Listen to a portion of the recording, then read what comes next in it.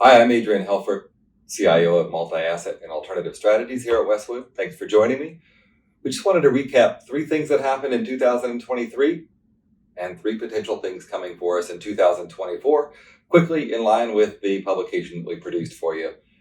Three things that happened in 2023. Number one, we saw consumption maybe that outstripped our expectations during a time of rising Federal Reserve interest rates. Consumption maybe was strong because we saw a build of the savings rate during the COVID days when people were at home and maybe spending a little less. So that consumption helped drive GDP growth. The much called upon recession that we had for 2023 as a broad market never happened. We had positive GDP growth throughout the year. Second, the path of inflation does continue to fall and did in 2023. From those highs, those 40-year highs that we saw in 2022, as long as that continues to fall, that should give the Fed credence to stop hiking rates, stop putting the brakes on economic conditions, financial conditions. The third is the low unemployment rate remained low. Jobs remain reasonably plentiful. We are still at sub 4% unemployment rate. That keeps wage pressures on a little further. Even if we see the unemployment rate rise to 4.25% over the course of the next year, it won't have that meaningful of an impact on wage pressures. But if we see it rise further, it could impact consumption. Now, three things that we might look forward to in 2024. Number one is house prices. House prices are a meaningful impact to consumer behavior vis-a-vis the wealth effect channel. Your house price goes up, you feel more comfortable buying a new car or spending that equity that you haven't withdrawn from your house. Now that interest rates are falling, we're likely to see more turnover in housing. People are going to buy that house that they put off for a while because suddenly they can get a 6% mortgage rather than the 8% mortgage. When that happens, when that turnover increases, will we see house prices fall? That'll be a question we will look forward to that will impact consumer behavior.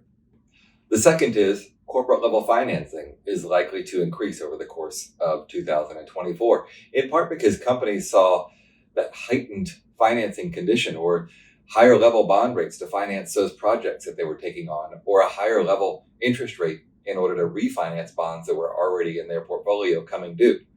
And they were reluctant to refinance very quickly or shortened the maturities of those because, oh my gosh, now rates are 9% versus 5%, or a pretty big difference for their interest rate. Now that rates have come down, we expect companies to refinance obligations, to finance new projects, to provide more supply to the market. In fact, we need that to happen for the health of the market. We need to extend out maturities so we don't find ourselves as an economy in a position where there's a potential for a financial conditions closure at a time when companies need to refinance a large amount of obligations. As investors, we'll take advantage of that by lending to companies and earning a good rate of return for being a primary lender in our multi-asset funds.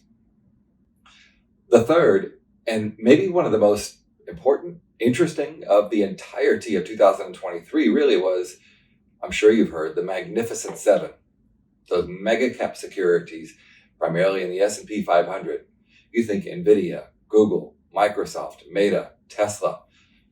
Those companies produce an extraordinary return. In fact, they drove that high return that we saw in the S&P 500, in part because of the technological innovation that we saw from artificial intelligence. But make no mistake, we're going to see a broadening of the market.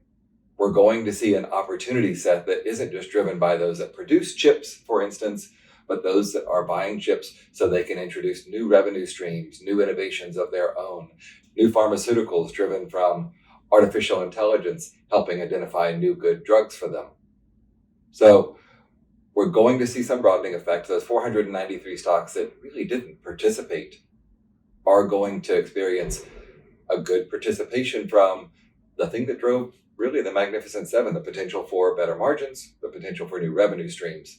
So we'll look forward to that in 2024. That's a great thing for selectors, for fundamental analysts like ourselves, to find those securities that are going to increase their revenue profile. And that's how we're investing. Thank you very much for joining us. We would love to hear from you if you have questions.